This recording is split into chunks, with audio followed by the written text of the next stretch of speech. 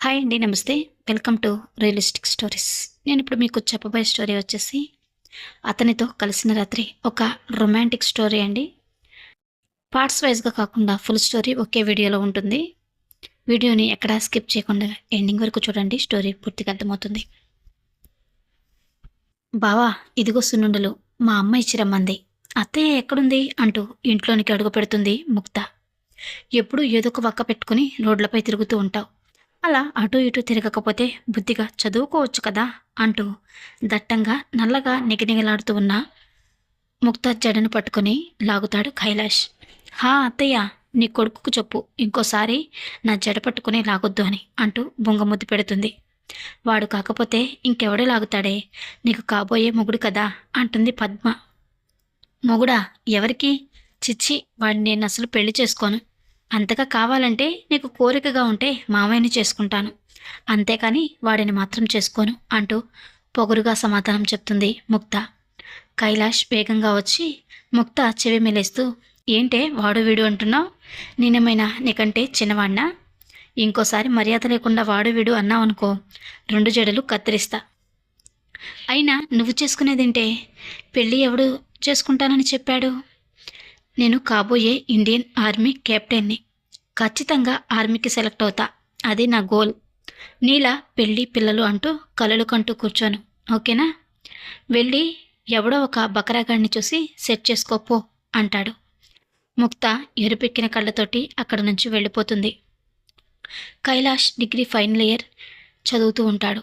అదే కాలేజీలో degree first year చదువుతుంది ముక్త. కనీసం ఇద్దరికీ ఒక్క క్షణం కూడా పడదు.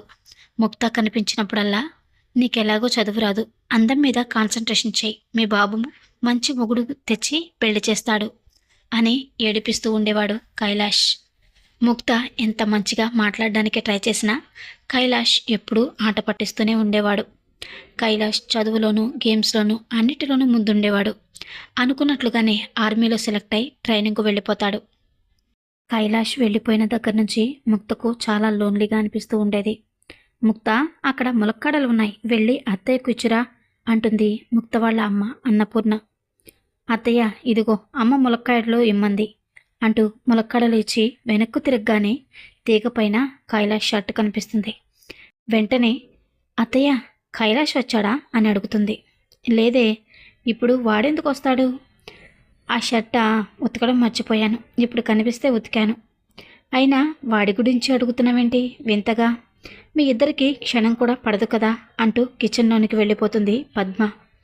కైలాష్ షర్ట్ను చూడగానే ముక్తకు కైలాష్ను చూసినట్లుగా అనిపిస్తూ ఉంటుంది. ఆ షర్ట్ను తీసుకుని చున్నీతో కవర్ చేసుకుంటూ అక్కడి నుంచి వెళ్ళిపోతుంది. ఇంటిలోనికి వెళ్ళి షర్ట్ తొడుక్కొని, బావా, నువ్వున్నప్పుడు నాతో గొడవ పడినా కానీ నువ్వు నా కళ్ళ ముందే ఉన్నావులే అనుకునేదాన్ని. కానీ ఇప్పుడు చాలా లోన్లీగా ఉంది బావా. నాతో గొడవపడి ఆట పట్టించేవాళ్ళు ఎవరూ లేరు. ఎప్పుడొస్తావు బావా అంటూ కైలాష్ షర్టుతోనే మాట్లాడుతూ ఉండేది. రోజులు గడుస్తూ ఉంటాయి. ముక్త కైలాష్ కోసం 1000 కళ్ళతో ఎదురు చూస్తూ ఉండేది. కొన్ని నెలలకు కైలాష్ ట్రైనింగ్ పూర్తి చేసుకుని ఇంటికి చేరుకుంటాడు.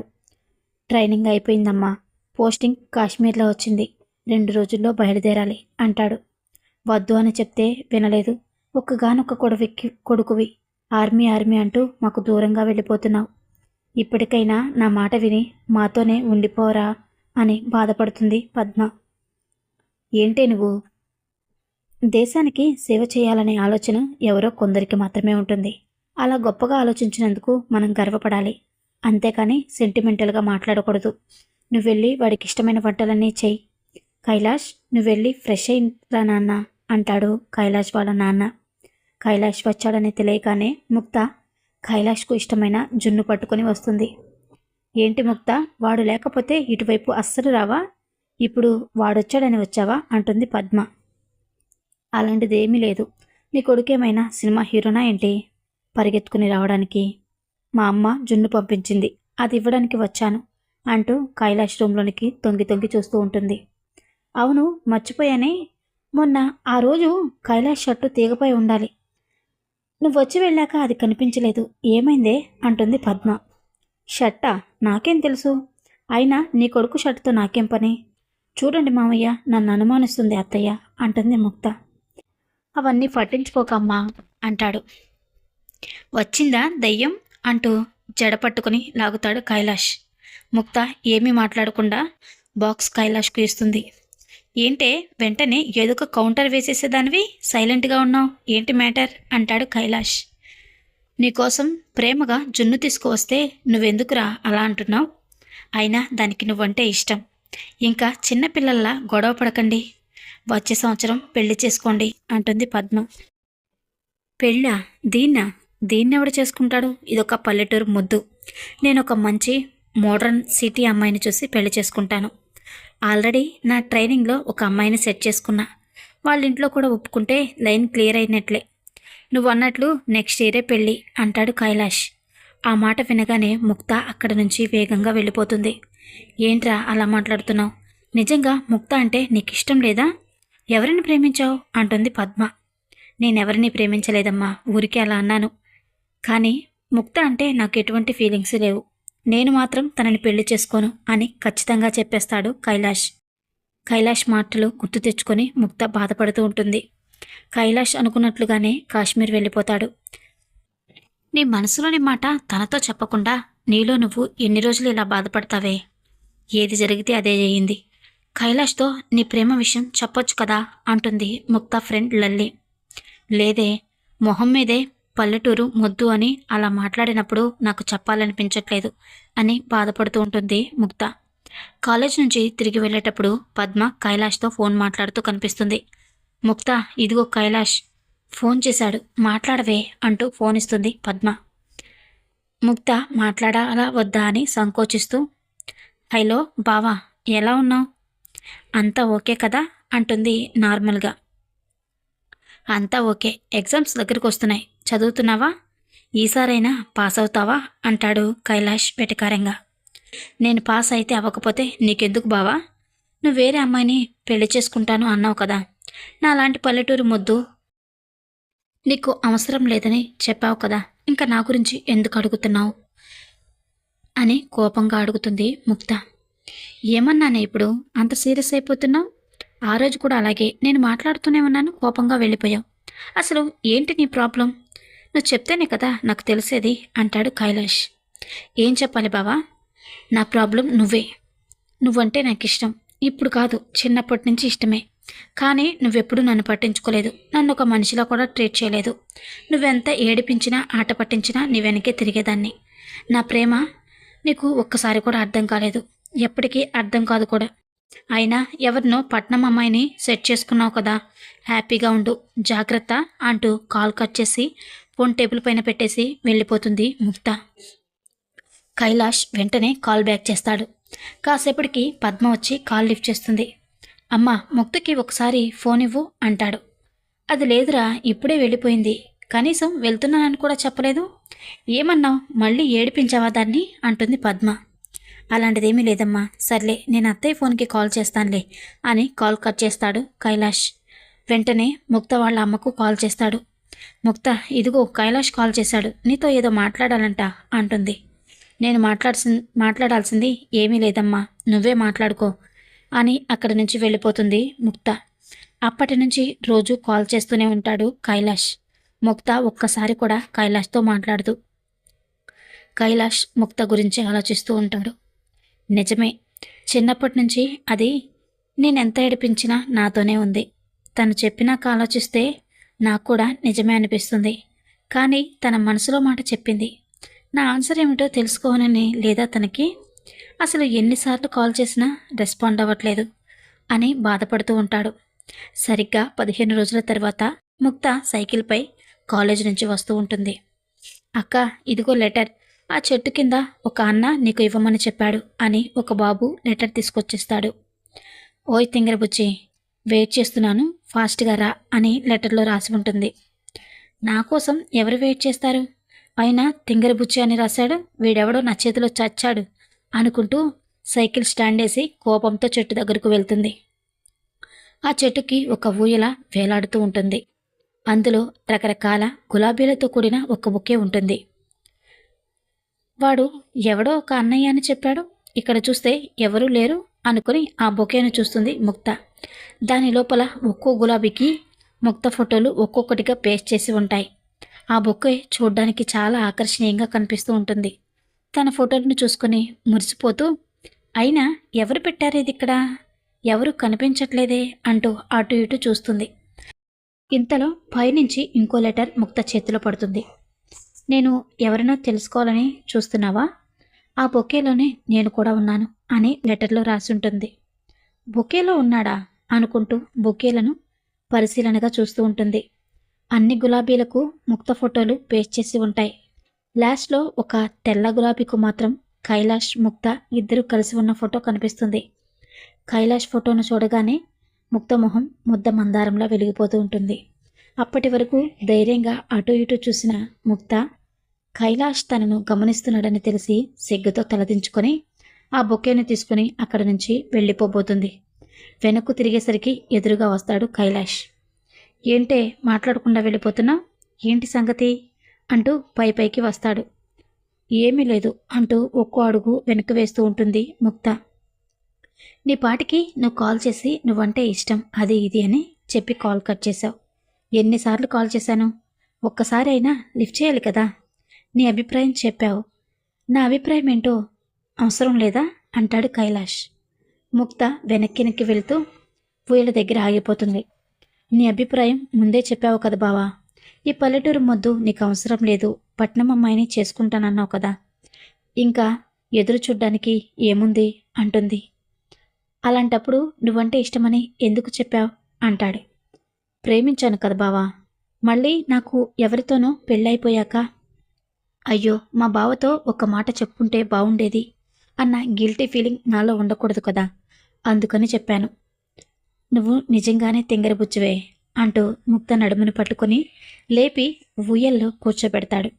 నీకు గుర్తుందా, ఈ ఉయ్యల నేనే కట్టాను నీకోసమే అంటూ మెల్లగా ఊపుతాడు. హా, ఊయల కట్టావు కానీ తాళి కట్టడానికి పనికిరాను అన్నావు కదా బావా అంటుంది ముక్త. నేను తాళి కట్టను అని నీతో చెప్పానా?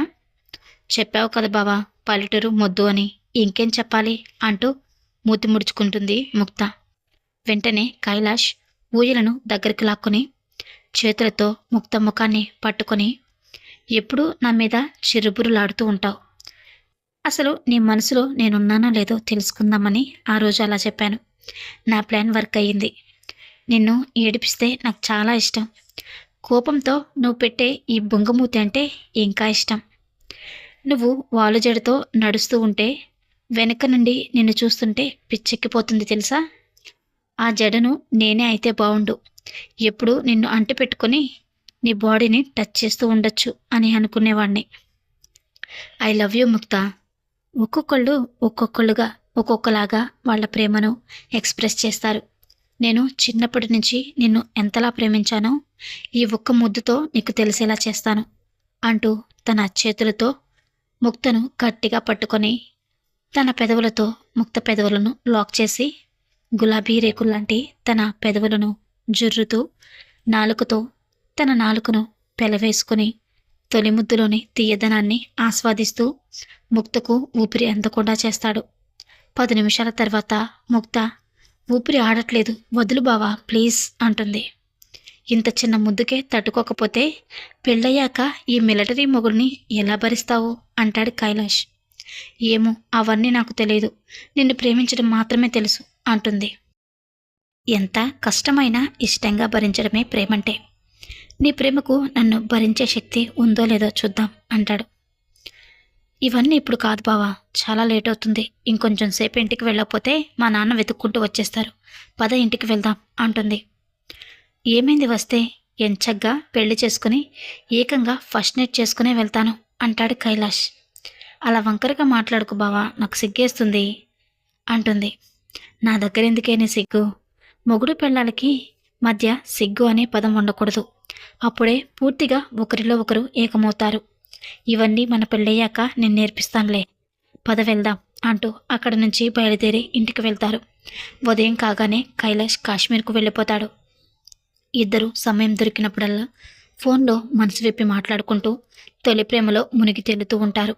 సెలవులకు వచ్చినప్పుడల్లా ఏకాంతంగా ఇద్దరు ఆ చెట్టు దగ్గర కలుసుకుంటూ ప్రేమ అనే బంధంలో నుంచి ఇంకో అడుగు ముందుకు వేసి పెళ్లితో ఒక్కటవ్వాలనే ఆలోచన చేస్తూ ఉంటారు. ఇద్దరు బావమరుదులు కావడంతో వాళ్ళ ఇరు కుటుంబాల్లో కూడా ఏమీ అభ్యంతరం చెప్పరు. ఇంకో 2 ఇయర్స్ ఆగాలి ముక్త. ఇప్పుడే ఆర్మీలోకి వెళ్ళాను. నన్ను నేను ప్రూవ్ చేసుకొని కెప్టెన్గా నిలబడాలి. అప్పటి వరకు నా కోసం ఓపిక పట్టు అంటాడు కైలాష్. ఓకే బావా, నీకోసం ఎన్ని సంవత్సరాలైనా ఎదురుచూస్తాను. కానీ మా అమ్మ నాన్నలే కంగారు పడుతున్నారు. ఒకసారి వచ్చి మాట్లాడు అంటుంది ముక్త. అయితే ఎంగేజ్మెంట్ చేసుకుందాం. వాళ్ళ మాటకు కూడా విలువిచ్చినట్లు అవుతుంది. ఈరోజే మామయ్యతో మాట్లాడతాను. నెక్స్ట్ వీక్ ఎంగేజ్మెంట్ అయిపోయాకే వెళ్తాను అంటాడు. అట్టహాసంగా సంతోషంతో ఎంగేజ్మెంట్ పూర్తవుతుంది. ఆ రోజు రాత్రి ఇద్దరు ఒంటరిగా చెట్టు దగ్గర కలుసుకుంటారు. కైలాష్ ముక్తవడిలో పడుకుని, రేపే నా ప్రయాణం. ఈసారి నేను తిరిగి రావడానికి సంవత్సరమైనా టైం పడుతుంది. నిన్ను వదిలి వెళ్ళాలంటే ఏదోలా ఉంది. నేను తిరిగి రాగానే పెళ్లి చేసుకుని నిన్ను కూడా తీసుకువెళ్తాను. ఐ మిస్ యూ ముక్త. ఫీల్ అవ్వకు బావా, నువ్వు అలా బాధపడితే నేను చూడలేను అంటూ కైలాష్ను తన గుండెలకు హత్తుకుంటుంది ముక్త. కైలాష్ శ్వాస ముక్త ఎదకు వేడిగా తగులుతుంది. బాడీ అంతా ఏదో తెలియని వైబ్రేషన్స్. బ్లడ్ ఫాస్ట్గా రన్ అవుతూ చేతివేళ్ల దగ్గర నుంచి నాభి అరికాళ్ల వరకు నరాలు ఒక్కసారిగా జిమ్మని లాగేస్తాయి. గుండె దడగా అనిపించి కైలాష్ కళ్ళలోకి చూడలేక తలదించుకుంటుంది. ముక్త ఫీలింగ్ అర్థమై, కైలాష్ ఏంటే ఒక్కసారిగా అలా నిశ్శబ్దమైపోయావు, ఏమైంది అంటాడు కొంటెగా. ఏమీ లేదు బావా, లేట్ అయింది కదా, వెళ్దాం పదా అంటూ పైకి లేచి వెళ్ళిపోబోతుంది ముక్త. రేపే వెళ్ళిపోతున్నాను, కనీసం ఒక ముద్దైనా ఇవ్వకుండా వెళ్ళిపోతావా అంటూ గాలికి ఎగిరిపడుతూ ఉన్న ఓణిని పట్టుకుని కొంచెం కొంచెంగా వెనుకలాగుతూ ఉంటాడు. ముక్త గుండె వేగంగా కొట్టుకోవడం మొదలు పెడుతుంది. ఇప్పుడు కాదు బావా, ఎవరైనా చూస్తారు. ఎవరు లేరులే అంటూ ముక్త పొడవాటి వాలుజడను పక్కకు జరిపి మెడవంపును పెదవులతో తడుముతూ, అటువైపు తిరిగితే ఎలా, ఇటు చూడు నా వైపు అంటూ తన వైపు తిప్పుకొని టెన్షన్తో అదురుతూ ఉన్న తన పెదవులను అందుకుంటాడు. పెదవులను జురుతూ ఇంకో చేత్తో బయట కొంగును తప్పించి నోటికి చేతులకు పని చెప్తాడు. ఆరు బయట వెన్నెల్లో విరజాచి పందిరిలో శృంగార ఆట ప్రారంభిస్తాడు. సృష్టి కార్యంలో భాగంగా ఆదరాలతో ఆరంభం చేసి ఆలింగనంతో అల్లుకొని కేవలం చేతికి నోటికి మాత్రమే పని చెప్తూ ఆమెలోనికి దిగసాగాడు. అతని దూకుడుకు ఆమె నోటి నుంచి చిన్నగా శబ్దం చేయడం మొదలు పెడుతుంది. బావా, నొప్పిగా ఉంది, చిన్నగా ప్లీజ్ అంటూ ఉంటే అతనిలోని మగాడు ఇంకొంచెం రెచ్చిపోయి ఆమెను అర్థం చేసుకుని స్లోగా అమ్మిలోకి చేరతాడు. ఇద్దరూ రెక్కలు లేకుండానే ఎగిరి గాల్లో తేలుతూ స్వర్గపు అంచుల్లో విహరిస్తూ ఏకమవుతారు. కాసేపటికి ముక్త మైకంలో నుంచి బయటకు వచ్చి, ఏంటి బావా ఇలా చేశాం, ఏమీ కాదు కదా అంటుంది టెన్షన్గా. ఒక్కసారికి ఏమవుతుందే, అయినా నేను నీ మొగున్నే కదా, ఇలా పెళ్లికి ముందే కలిస్తే ఎంత మజాగా ఉంటుందో తెలుసా, ఏదో సాధించాను అన్న ఫీలింగ్ వచ్చేసింది. చాలా రిలాక్సింగ్గా ఉంది, ఇంకోసారి ట్రై చేద్దామా అంటాడు. వద్దు బావా, ఈ రాత్రి నేను ఎప్పటికీ మర్చిపోలేను, ఇంకా అన్నీ పెళ్ళయ్యాకే నేను వెళ్తున్నా అంటూ సిగ్గుపడుతూ ముసిముసి నవ్వులతో వెళ్ళిపోతుంది. మరుసటి రోజు కైలాష్ బయలుదేరి బోర్డర్కు వెళ్ళిపోతాడు. కైలాష్తో ఫోన్లో మాట్లాడుతూ అతను ఇచ్చిన ఒక్క రాత్రి అనుభవాన్ని గుర్తు చేసుకుంటూ కైలాష్తో జీవితం మొదలుపెట్టడానికి 1000 కళ్ళతో ఎదురు చూస్తూ ఉంటుంది ముక్త. సరిగ్గా 6 నెలల తర్వాత కాశ్మీర్ నుండి ఫోన్ వస్తుంది. క్షమించండి, ఒక వార్లో మీ అబ్బాయి కైలాష్ శత్రువులకు దొరికిపోయాడు. వాళ్ళు కైలాష్ను చంపేసినట్లుగా మాకు సమాచారం అందింది. శవం కూడా దొరకలేదు అని చెప్తారు. ఇంట్లో అంతా గుండె పగిలేలా ఏడుస్తూ ఉంటారు. అయ్యో, నాకున్న ఒక్కగానొక్క కొడుకు, త్వరగా వచ్చేస్తాను అమ్మా అని వెళ్ళాడు, కానీ తిరిగి రాని లోకానికి వెళ్ళిపోయాడు. వాడిని ప్రాణంగా ప్రేమించిన నా మేనను కోడలికి ఏమని చెప్పాలి దేవుడా అంటూ ఏడుస్తూ ఉంటుంది పద్మ. కైలాష్ గురించి తెలియగానే ముక్త కళ్ళు తిరిగి పడిపోతుంది. అందరూ చుట్టూ చేరి లేపడానికి ప్రయత్నిస్తారు. లేచాక పిచ్చిదానిలా గుండెలు బాదుకుని ఏడుస్తూ ఉంటుంది. అయినా మిలిటరీ వాడికిచ్చి పెళ్లి ఎలా చేద్దామనుకున్నారు, ఈ అమ్మాయి అయినా ఎలా ప్రేమించింది అంటూ బంధువుల మాటలు తూటల్లా గుచ్చుతూ ఉంటాయి. వీళ్ళందరికీ సమాధానం చెప్పాలి అనుకుని వెంటనే లేచి ముక్త తన గదిలోనికి వెళ్ళి బొట్టు గాజులు అన్నీ తీసేసి తెల్ల చీర కట్టుకుని బయటకు వస్తుంది. అమ్మా, నేను మా అత్తయ్య గారింటికి వెళ్ళిపోతున్నాను అనే ఆవేశంతో పద్మ దగ్గరకు వెళ్ళిపోతుంది. ముక్తను అలా చూడగానే పద్మ గుండె పగిలినంత పని అవుతుంది. ఏంటే ఇలా చేశావు? మీకు ఎంగేజ్మెంట్ మాత్రమే అయ్యింది, ఇలా చేయకూడదమ్మా, వీళ్ళు చీర మార్చుకో అంటుంది పద్మ. లేదత్తయ్య, బావే నా భర్త, ఇక నుండి నేను మీతోనే ఉంటాను, ఇంట్లో ఉన్న భావజ్ఞాపకాలతోనే బ్రతికేస్తాను. అలా కాదు అని నన్ను ఎవరు అడ్డుకోవాలని చూసినా నేను ప్రాణాలతో ఉండను అని కైలాష్ రూమ్లోనికి వెళ్ళిపోతుంది. కైలాష్ వస్తువులను చూస్తూ తన షర్ట్ వేసుకుని ఏడుస్తూ పడుకుంటుంది. రోజులు గడుస్తూ ఉంటాయి, కానీ ముక్తలో ఎటువంటి మార్పు ఉండదు. కైలాష్ రూమ్లోనే ఉండి పిచ్చిదానిలా షర్టుతోనే మాట్లాడుకుంటూ ఉంటుంది. తనను చూసి పద్మ ఇంకా బేలగా మారిపోతుంది. ఇలా వదిలేస్తే ఇది నిజంగానే పిచ్చిదానిలా అయిపోయేలా ఉంది, ఏదో ఒకటి చేయాలి అనుకుని ముక్త వాళ్ళ అమ్మానాన్నలతో మాట్లాడి ముక్తకు పెళ్లి చూపులు ఏర్పాట్లు చేస్తుంది. ఉదయం కాగానే పెళ్లివారు రానే వస్తారు. ముక్తకు చెప్పకుండానే తనను బలవంతంగా తీసుకువచ్చి పెళ్లివాళ్ల ముందు కూర్చోబెడతారు. ముక్త అవేమీ పట్టించుకోకుండా కైలాష్ షర్టును చేతిలో పట్టుకుని చూసుకుంటూ కూర్చుంటుంది. కొంచెం డిప్రెషన్లో ఉంది బాబు, ప్లేస్ చేంజ్ అయితే మెల్లగా తనలో మార్పు వస్తుంది అని చెప్పి పెళ్లి కొడుకును కూడా ఒప్పిస్తారు. పెళ్లి ఖాయం అవ్వడంతో ఇద్దరిని పక్కపక్కన కూర్చోపెట్టి ముక్తావడిలో పసుపు కుంకుమ చీర పెడతారు. ఆ ప్లేట్ను చైర్లోనే పెట్టేసి తన రూమ్లోనికి వెళ్ళిపోతుంది ముక్త. తనతో నేను మాట్లాడతానండి అని ఆ ప్లేట్ తీసుకుని ముక్త వెనకాలే వెళ్తాడు ఆ పెళ్లి కొడుకు గోపాల్. మీ అనుమతి లేకుండా పెళ్లికి ఓకే చెప్పినందుకు నన్ను క్షమించండి. ప్రేమ అనేది ఒక దగ్గర ఆగిపోకూడదు. ఆ ప్రేమను మర్చిపోయి అంత ప్రేమను నేను పంచగలను అనే నమ్మకం నాకుంది. ప్రశాంతంగా ఉండి ఆలోచించండి. మీ బావగారు కూడా మీ సంతోషాన్ని కోరుకుంటారు. అంతేకాని మీరిలా బాధపడుతూ రూమ్లోనే మగ్గిపోవడం ఆయనకు కూడా ఏమాత్రమూ ఇష్టం ఉండదు. మళ్ళీ మీ జీవితాన్ని తిరిగి ప్రారంభించండి. ఆలోచించుకొని ఒక మంచి నిర్ణయం తీసుకోండి. రేపు ఈ సమయానికి నేను మీ ఊరి రామాలయం దగ్గరకు వస్తాను. మీరు ఈ చీర కట్టుకుని రండి. ఆ దేవుని సాక్షిగా కొత్త జీవితం ప్రారంభిద్దాం అని చెప్పి వెళ్ళిపోతాడు. మరుసటి రోజు ఉదయం గోపాల్ చెప్పిన సమయానికి రామాలయానికి చేరుకుని ఎదురు చూస్తూ ఉంటాడు. ఎంతసేపటికి ముక్త రాకపోయేసరికి తనే కైలాష్ ఇంటికి బయలుదేరతాడు. మేమెంతగానో చెప్పి చూశాం బాబు, తను మాకు సమాధానం కూడా చెప్పట్లేదు అంటుంది పద్మ. ఓకే అండి, నేను మాట్లాడతాను అని ముక్త గది తలుపులు ఓపెన్ చేస్తాడు. చూడగానే ముక్త గోపాల్ తెచ్చిన చీరను ఫ్యాన్కు కట్టి కైలాష్ షర్ట్ వేసుకుని వాళ్ళిద్దరూ కలిసి తగిన ఫోటోను కౌగులించుకొని నిర్జీవంగా వేలాడుతూ ఉంటుంది. పక్కనే టేబుల్ పైన ఒక లెటర్. మా బావే నా భర్త, తనే నా జీవితం. మా బావ ప్లేస్లో ఇంకెవ్వరిని ఊహించుకోలేను. తనతో గడిపిన ఒక్క రాత్రి నాకు 100 ఏళ్ల జీవితాన్ని రుచి చూపించింది. నేను కూడా తన దగ్గరికే వెళ్ళిపోతున్నాను. ఇద్దరం కలిసి అక్కడే సంతోషంగా ఉంటాం. అమ్మ, నాన్న, అత్తయ్య, మామయ్య, మీరందరూ జాగ్రత్త. మేమిద్దరం అక్కడ కలిసి హ్యాపీగా ఉంటాం. మీరు మా గురించి బాధపడకండి అని ఉంటుంది. స్టోరీ ఇంతటితో సమాప్తమైందండి. ఈ స్టోరీ కనుక మీకు నచ్చినట్లయితే లైక్ చేయండి, షేర్ చేయండి, సబ్స్క్రైబ్ చేసుకోండి. Thank you.